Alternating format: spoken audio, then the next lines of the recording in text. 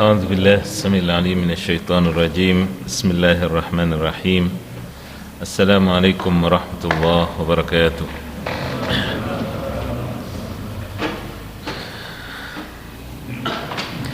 إن الحمد لله نحمده ونستعينه ونستغفره ونعوذ بالله من شرور أنفسنا وسيئات أعمالنا. من يهده الله فلا مضل له ومن يضلل فلا هادي له. وأشهد أن لا إله إلا الله وحده لا شريك له وأشهد أن محمدا عبده ورسوله صلى الله عليه وعلى آله وصحبه وسلم تسليما كثيرا. أما بعد. Bapak-bapak dan ibu serta saudara sekalian rahimakumullah, di malam ini dengan izinnya tabaraka wa ta'ala kembali kita akan melanjutkan apa yang kita kaji dari kitab Jami'ul Ulum wal Hikam. Malam ini kita sampai pada al-hadis al-hadi wa thalathun, yaitu hadis yang ke-31. An Sahal ibn Sa'ad as-Sa'idi qala ja'a rajulun ila an-nabi sallallahu alaihi wasallam faqala ya Rasulullah dallani ala amalin idza amiltuh ahabbani Allah wa ahabbani an-nas. Dari sahabat Sahal ibn Sa'ad as-Sa'idi radhiyallahu an, beliau bercerita, suatu ketika ada seseorang datang kepada Nabi SAW kemudian berkata, ya Rasulullah, tunjukkanlah pada saya suatu amalan yang kalau saya mengerjakan hal itu nanti saya dicintai Allah, juga orang-orang senang pada saya.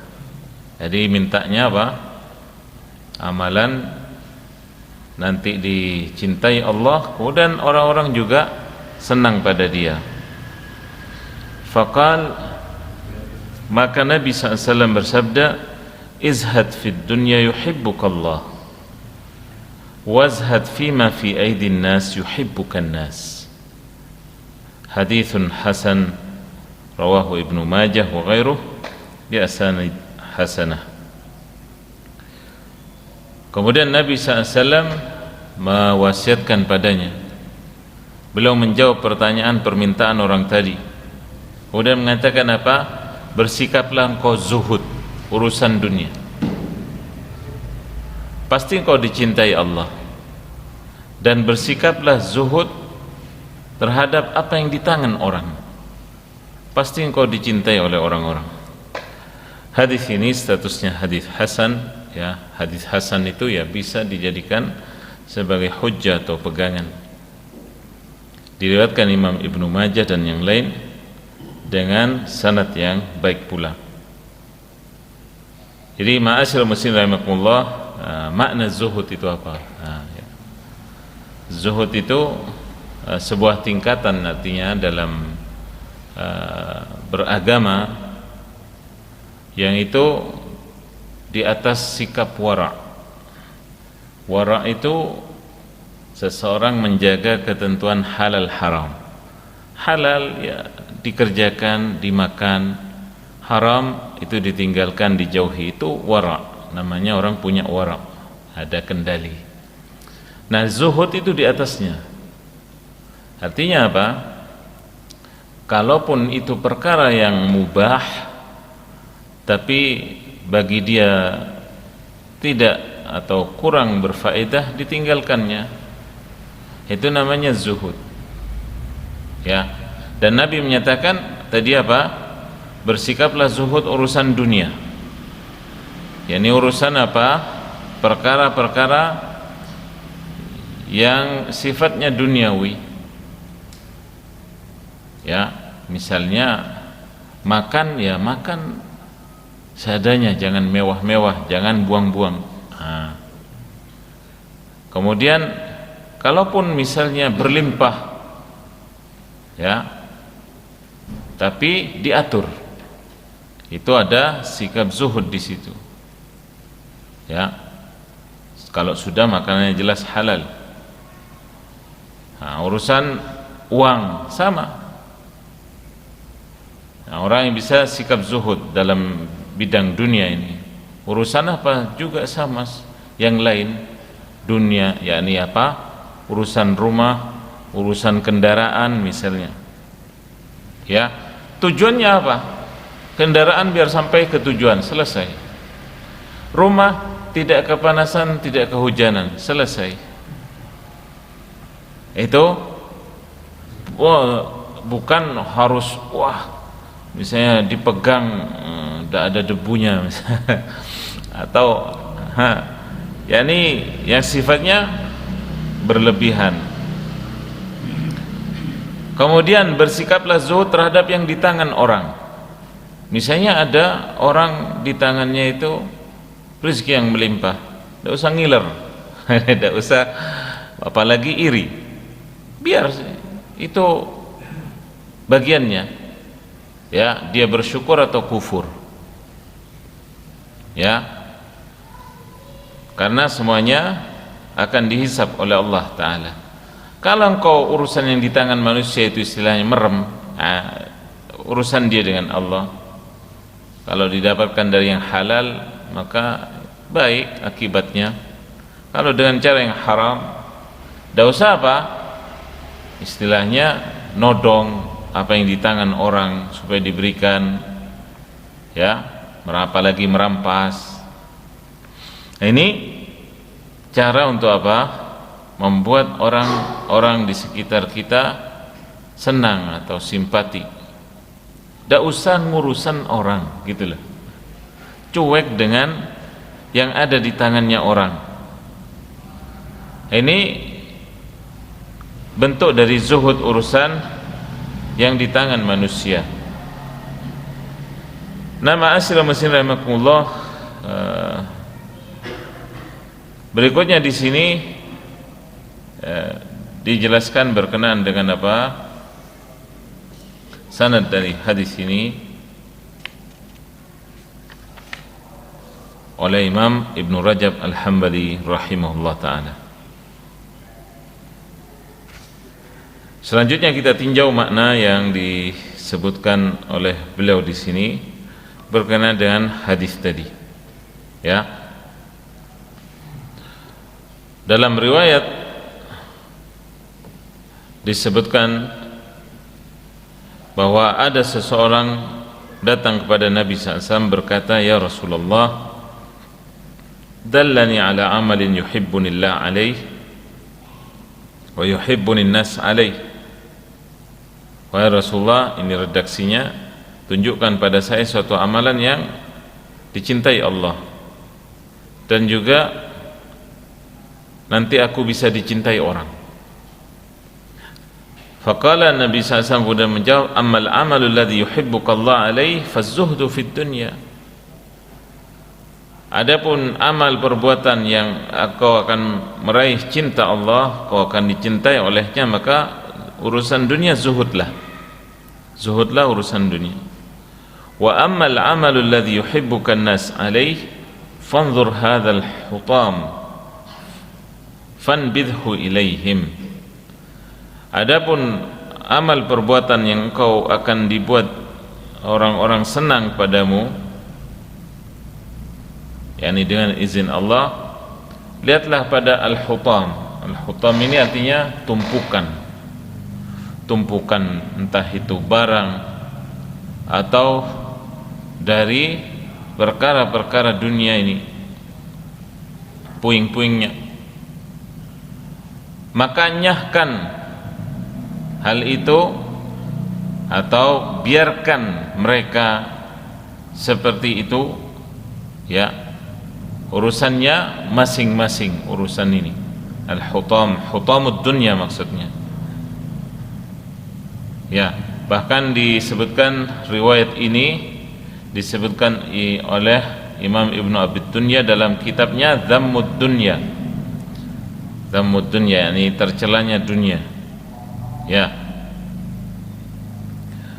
dengan lafaz, dengan redaksi hadisnya apa? Fanbidh ilaihim ma fi yadaika minal hutam, yakni lemparkan atau buanglah, ya, pada mereka apa yang ada di kedua tanganmu dari perkara-perkara tadi yang sifatnya hutam atau yani ibaratnya tumpukan, rongsokan, ataupun sampah. Ya. Nah, ini dari redaksi yang ada. Nah, ma'asyiral muslimin rahimakumullah, Imam Ibnu Rajab menyatakan dari hadis-hadis tadi itu mencakup dua wasiat Nabi SAW yang agung. Dua wasiat intinya. Yang pertama, urusan zuhud dalam dunia. Ya. Dan bahwasanya orang yang zuhud dalam urusan dunia akan meraih kecintaan Allah Ta'ala. Hamba tersebut akan dicintai oleh Allah Ta'ala. Ya. Termasuk urusan yang kedua, zuhud terhadap yang di tangan orang-orang, itu akan membuat orang senang padamu, pada orang tersebut. Ya. Jadi zuhud itu tempatnya di hati. Para ulama menyebutkan zuhud tempatnya di hati. Karena begini, tidak bisa orang kemudian ketika melihat orang kaya kemudian dikatakan, tidak zuhud ini. Ya. Atau melihat orang yang miskin kemudian dikatakan, wah zuhud bapak atau ibu ini. Tidak bisa diukur dengan materi begitu. Artinya apa? Sebagaimana tadi dinyatakan dalam hati zuhud itu.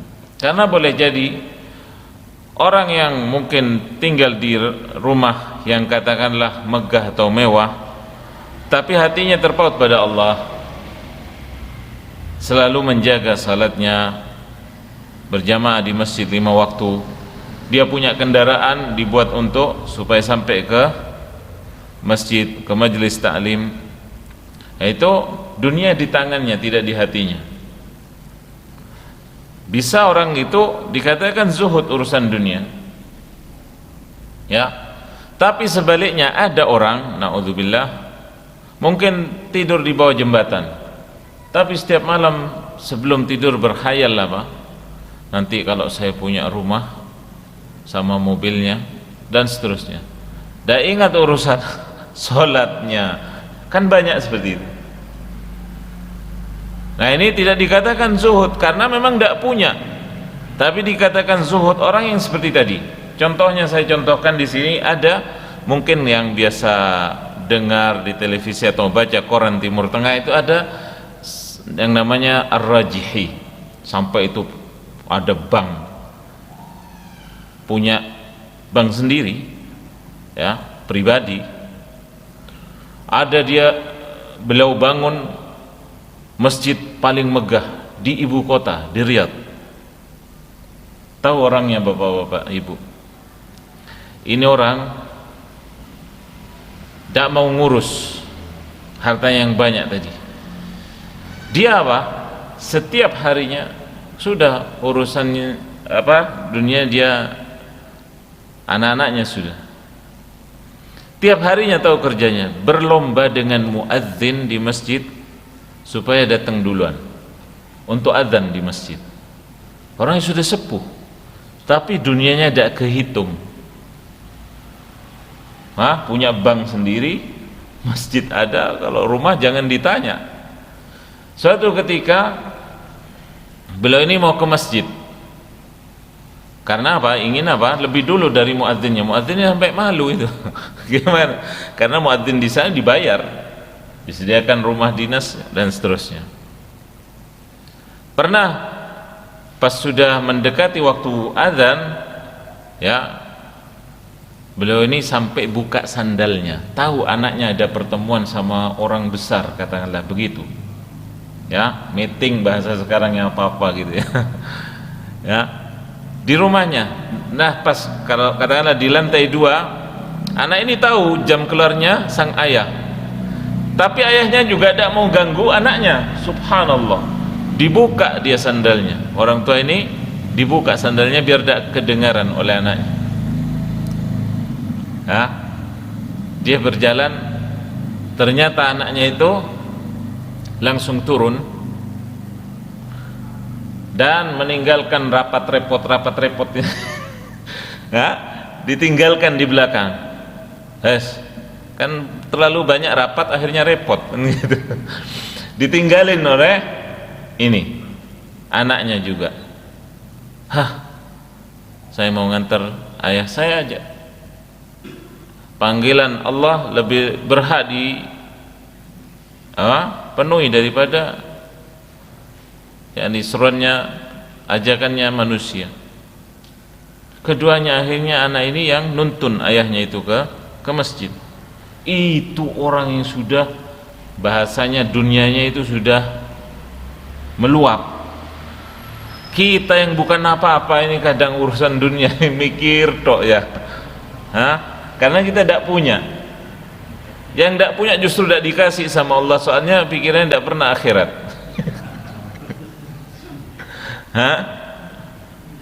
Ini orang-orang nomor satu loh ya. Bahkan fenomena ini di dunia umum, justru orang yang katakanlah bukan cuma bos, big boss, itu urusan dunia tidak dia tidak dia hiraukan gitu ya. Yang ambisi yang mana? Yang biasanya sedang ke bawah gitu. Ya, nah itulah contoh ma'asyiral muslimin bahwa urusan zuhud ini perkara qalb, perkara hati. Ya, karena itu tadi sebagai gambaran bagi kita semuanya. Urusan zuhud dalam dunia. Demikian zuhud yang di tangan orang-orang. Jangan seperti kebanyakan yakni malah berlomba urusan dunia ini. Dengan apa? Dengan iri ketika ada yang beli. Beli apa tetangganya? Sepeda motornya baru, atau beli mobil atau apalah. Ya, biar orang-orang, karena yang demikian biasanya berlomba dan saling hasad atau saling iri dengki. Na'udzubillah. Ya. Nah itulah diantara pelajaran dari hadis tadi berkenaan dengan yang diajarkan Nabi SAW dan diwasiatkan oleh beliau SAW.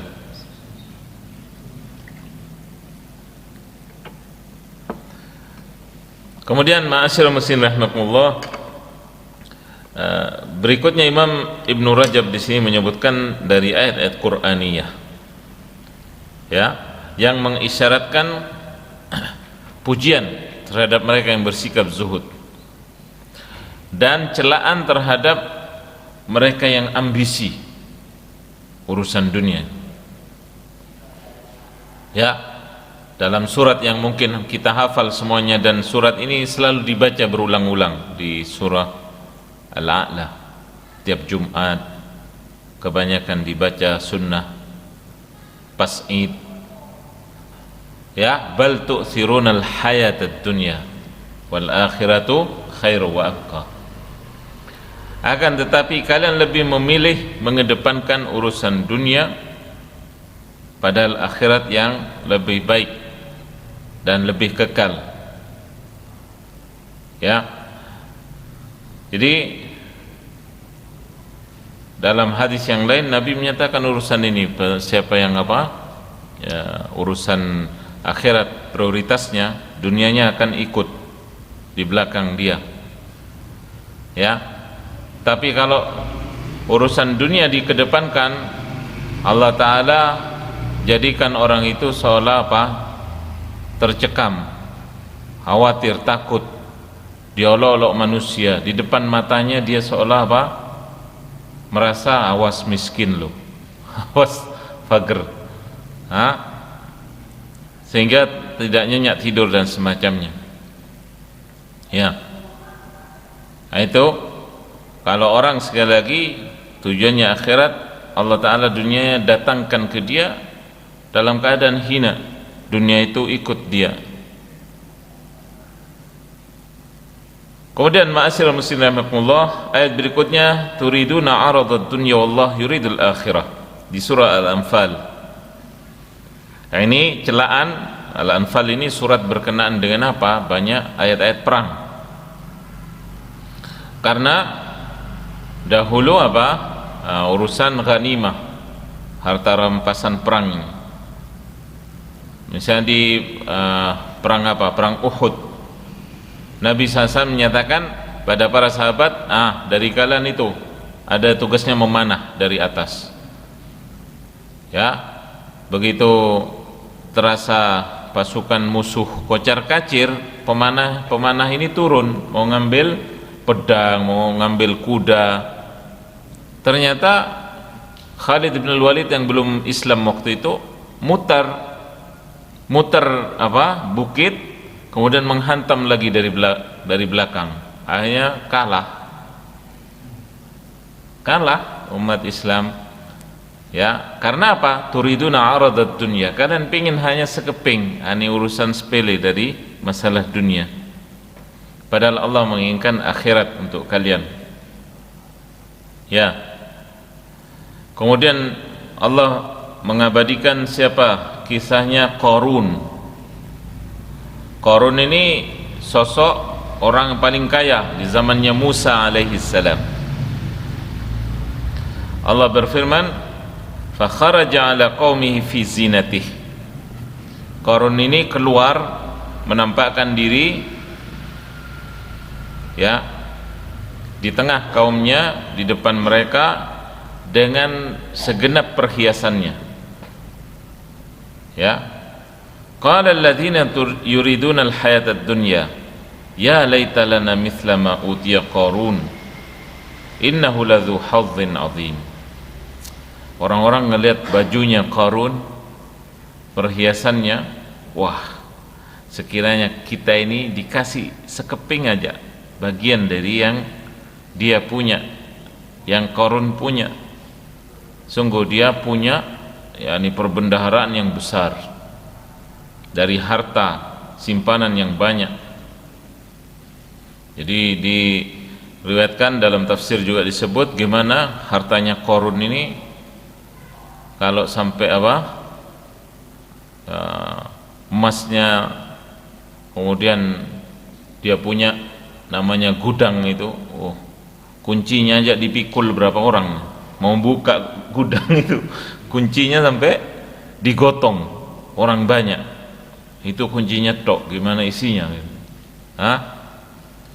Sehingga orang berdecak kagum, coba kita punya sedikit aja dari yang dimiliki Qarun. Makanya kalau orang sekarang gali tanah terus nemu emas disebut harta apa? Iya itu.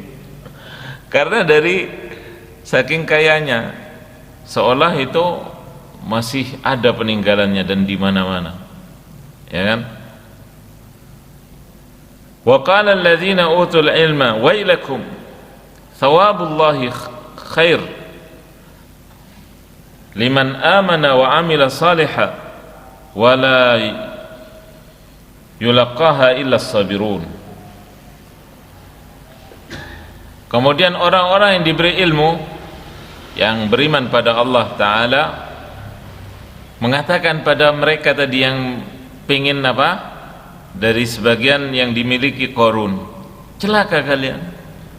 Ya, apa yang ada di sisi Allah berupa pahala darinya itu lebih baik daripada yang kalian inginkan.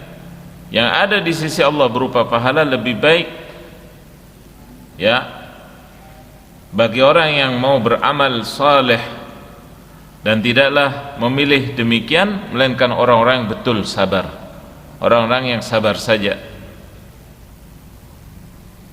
Sampai dengan firman Allah, tilka darul akhiratu naj'aluha lil ladzina la yuriduna 'uluwan fil ardi wala fasada wal 'aqibatu lil muttaqin.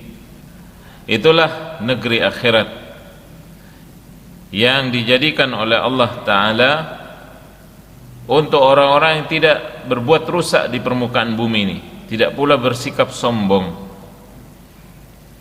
ya.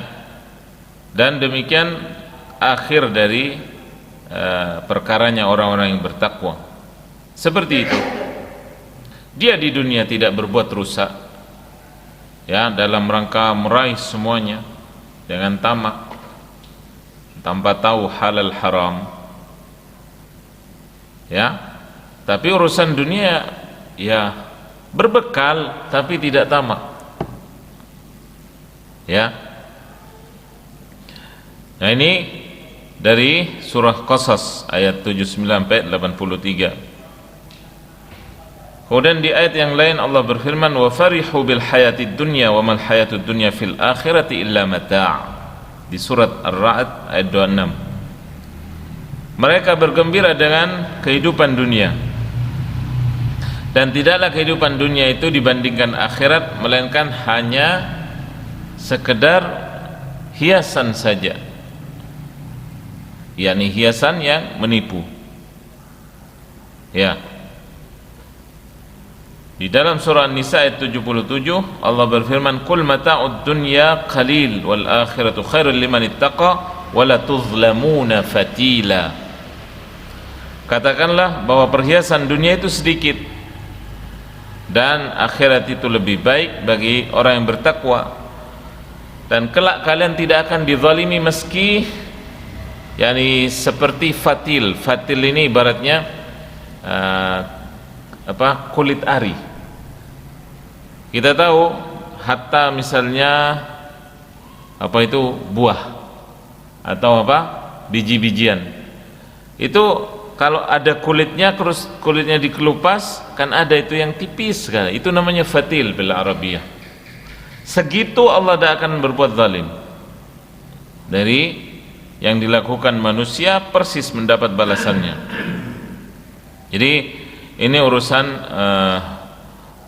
dunia. Jadi mungkin bagi yang mau, ya, saya pernah menyampaikan tentang masalah dunia ini dalam Al-Quran disebut dengan 5 istilah gambaran, 15 maksud saya, 15. Itu pernah saya sampaikan, ya, bagi yang mau melacak silahkan, mungkin insyaallah ada di YouTube kalau tidak salah, ya. Yaitu tentang bagaimana Allah mengibaratkan dunia itu seperti apa? Seperti zahra, seperti kembang bunga. Bunga itu berapa sih mekarnya, berapa hari? Dia mekar, tapi setelah itu layu, setelah itu gugur, habis. Itulah dunia. Orang berkarir nih, pas puncak-puncaknya, wah hebat, orang semuanya berdecak kagum. Apa istilahnya, angkat topi ya. Hormat maksudnya. Tapi lihat setelah itu, mau yang karirnya di bidang jabatan, nanti ya pensiun.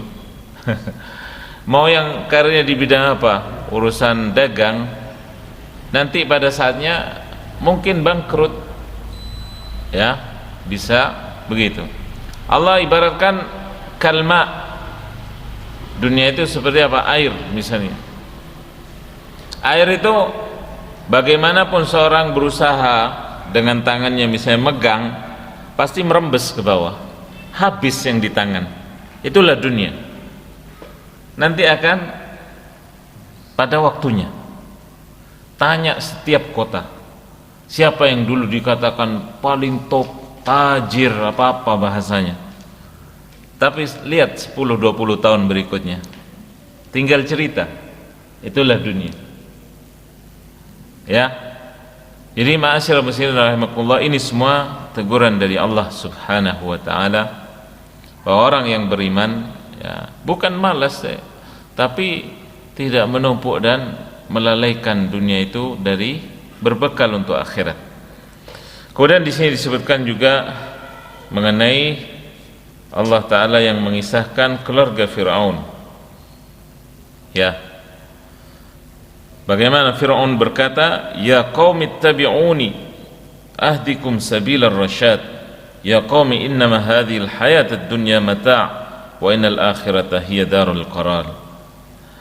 Ya, dari keluarga Fir'aun yang beriman melontarkan kalimat ini yang diabadikan oleh Allah Ta'ala di surah Ghafir 38 dan 39. Wahai kaumku, ikuti aku, ikutilah oleh kalian diriku ini. Aku akan tunjukkan kalian ke jalan yang lurus, jalan petunjuk. Wahai kaumku, sungguhnya kehidupan dunia ini perhiasan. Ya, namanya perhiasan. Ya, nanti akan luntur, akan berserakan. Dan akhirat itu adalah negeri yang kekal. Jadi, ma'asyiral muslimin rahimakumullah, Allah Subhanahu wa taala mencela dari hambanya orang yang cuma memburu dunia dengan pekerjaannya, upayanya cuma sebatas dunia, niatnya juga segitu. Ya. Jadi telah berlalu masalah ini, urusan ini, bahwa berpaling pada atau kembali pada urusan niat. Ya. Jadi kita bisa mengambil pelajaran siapa yang urusan dunia ini sampai istilah ambisi. Biasanya kalau kita amati misalnya mereka yang hidup di ibu kota misalnya ya, subhanallah, urusan rezeki ini ada yang sampai seperempat abad berapa ya? 25 tahun, ada yang 30, 35, 40 tahun ya. Ada yang dari mereka cuma karena yang dia berdunia ya sebatas bisa mudik tiap tahun, selebihnya tidak ada. Mudik nanti cuma sombong-sombongan, dari ibu kota, dari Jakarta, padahal pulang nanti tangan kosong lagi, nyari lagi mas. Itu gambarannya urusan dunia ya. Jadi di mana saja urusan dunia ini, hendaknya setiap dari kita ini punya istilah pegangan bahwa Allah Subhanahu wa taala ya yabsutur rizq liman yasha, ngasih pada yang Allah kehendaki. Juga kalau mau ditahan oleh Allah, tidak ada yang bisa memberi. Makanya zikir kita Allahumma la mani'a lima atait wa la mu'tiya lima mana'at. Ya Allah, tidak bisa ada siapa saja yang menghalangi orang yang akan kau beri, juga tidak ada yang bisa memberi orang yang kau cegah ya. Kemudian ma'asyiral muslimin rahimakumullah, dalam Sahih Muslim dari Jabir radhiyallahu an bahwa Nabi SAW pernah lewat pasar ya, kemudian beliau sallallahu alaihi wasallam melihat ada seseorang ya yang kemudian memegang sesuatu yang disebutkan di sini, ini seperti halnya usuk mayit ya, yaitu ibaratnya seperti telinga dari kambing yang sudah mati. Kemudian Nabi menyatakan, dipegang kedua kupingnya ini, ayyukum yuhibbu anna hadha lahu bidirham, siapa yang mau dari kalian kambing ini 1 dirham aja ya. 1 dirham itu berapa? Ada yang tahu? Kalau ukuran sekarang kurang lebih 0,625 gram. Berarti keuangan berapa? Setengah gram. 500 ribuan ya. Siapa yang mau segitu? Ini kambing ini, tapi mati. Ya, bangkai sudah. Maka mereka mengatakan, tidak ada dari kami yang mau ya Rasulullah. Apa yang bisa kita ambil perbuat dengan bangkai itu? Ya, oke, artinya Nabi SAW kemudian mengatakan, kalau kalian dikasih cuma-cuma. Para sahabat masih juga mengatakan, Ya. Lau kana hayyan, kalau sekiranya hidup ya mau. Ya, kalau sudah bangkai, tidak ada yang mau. Ya. Maka kemudian Nabi menyatakan, wallahi lad dunya ahwanu 'ala Allah min hadza 'alaikum. Demi Allah, kata Nabi, urusan dunia ini bagi Allah Ta'ala di sisinya lebih hina dibandingkan kambing mati ini di sisi kalian. Perbandingannya Nabi menyatakan begitu. Ya, makanya dalam riwayat kalau Allah Ta'ala urusan dunia ini betul-betul membatasi atau tidak mau memberi orang kafir, ya sudah, hatta air tidak akan dikasih. Tapi rahmat Allah Ta'ala dan luasnya, ya, kasih sayang Allah Ta'ala, di dunia mereka dikasih seperti kita dikasih. Bahkan ini surganya mereka, orang-orang kafir di sini, di dunia disegerakan, ya, tapi di akhirat mereka tidak dapat apa-apa. Kemudian dalam riwayat yang lain bahwasanya Nabi bersabda, mad dunya fil akhirah illa kama yaj'al ahadukum usbu'ahu fil yam falyanzur bima yarji'. Permisalan dunia dibandingkan akhirat itu seperti halnya seorang dari kalian menjadikan jari telunjuknya ini, jari telunjuknya dicelupkan ke air kemudian diangkat. Nah, tetesan itulah apa yang tersisa setelah menetes, apa yang tersisa? Itulah dunia dibandingkan akhirat. Ya. Dalam riwayat Nabi SAW bersabda, "Lau kanatid dunya ta'dilu indallah janaha ba'udah, ma saqa kafiran minha syurbah." Tadi yang saya sebutkan. Sekiranya dunia ini di sisi Allah, ya, sama kedudukannya, beratnya dengan satu sayap nyamuk saja, niscaya Allah Ta'ala tidak akan memberi orang kafir itu meski seteguk air. Ya, ini menunjukkan apa? Bahwa dunia tidak ada harganya di sisi Allah Ta'ala. Kemudian makna zuhud juga, ya, yaitu berpaling dalam urusan perhiasan dunia yang melalaikan, kemudian merendahkannya. Ya. Selanjutnya dia cita-citanya yaitu hanya meraih ridha Allah Subhanahu wa Ta'ala. Ya, meraih apa yang ada di sisi Allah Ta'ala. Jadi ini urusan zuhud fid dunya dari dahulu generasi awal umat Islam telah menjelaskan pada kita, ya, berkenaan dengan masalah ini. Bahkan Nabi SAW diriwayatkan dari Abu Dzar radhiyallahu an bahwa beliau bersabda, az-zahadatu fid dunya laysat bitahrimil halal wala idha'atil mal. Namanya zuhud urusan dunia itu bukan berarti mengharamkan yang halal. Nah, ini keliru. Jangan apa? Jangan mengharamkan yang halal. Yang halal biarkan halal.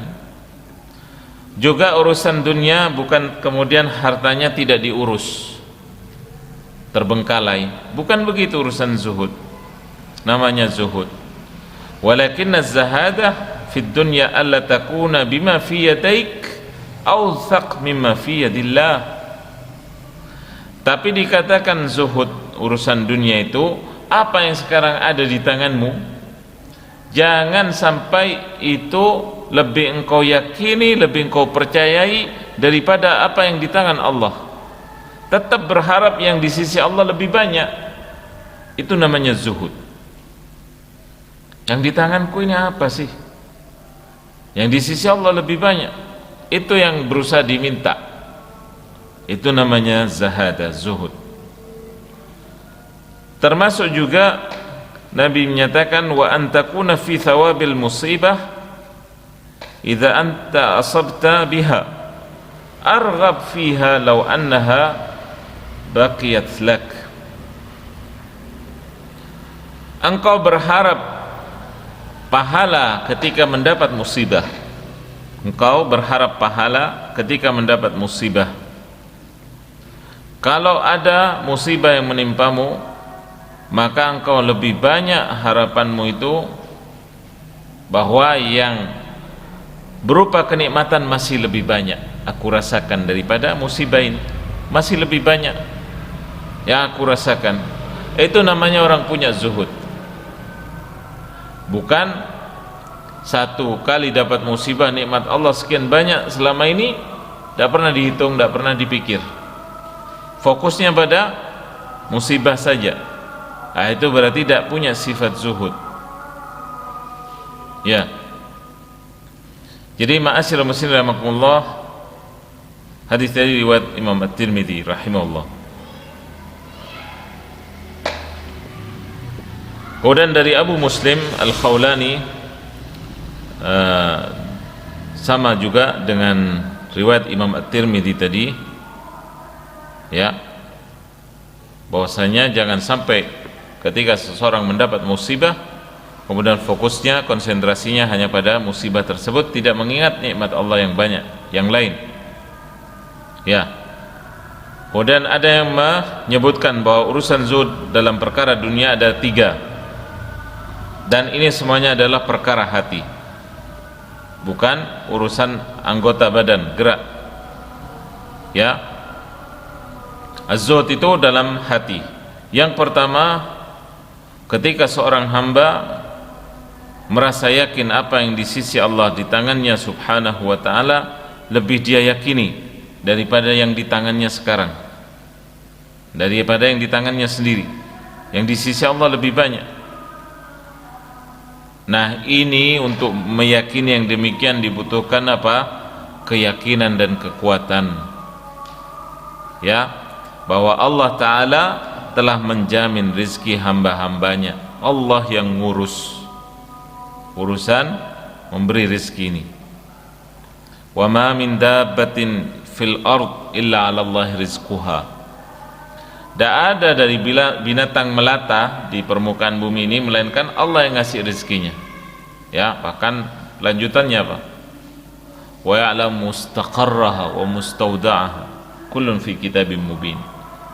Allah Ta'ala yang maha tahu kemana akan pergi binatang ini dan kapan balik. Semuanya ada hitungannya di sisi Allah Ta'ala dalam kitabnya. Wa fis sama'i rizqukum wa ma tu'adun.